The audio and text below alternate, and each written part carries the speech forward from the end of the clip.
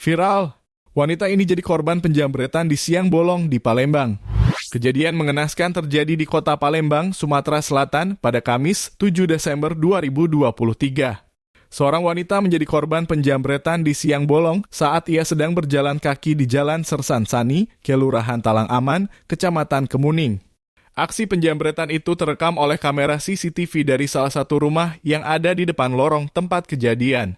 Video berdurasi 20 detik itu kemudian diunggah oleh seorang warga di media sosial Instagram dengan harapan agar pelaku bisa segera tertangkap. Dalam video itu terlihat korban yang mengenakan baju biru muda, rok panjang hitam, dan kerudung hitam keluar dari lorong kecil dan berjalan di pinggir jalan.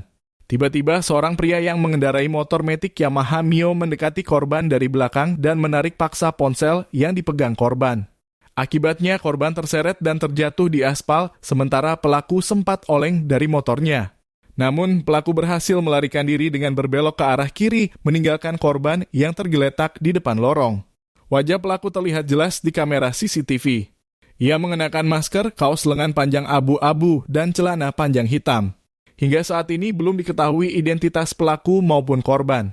Kapolsek Kemuning AKP Nora Malinda melalui Kanit Reskrim Ibda Rosihan mengatakan bahwa korban belum melapor ke polisi. Ia berharap agar korban segera melapor agar polisi bisa menindaklanjuti kasus ini.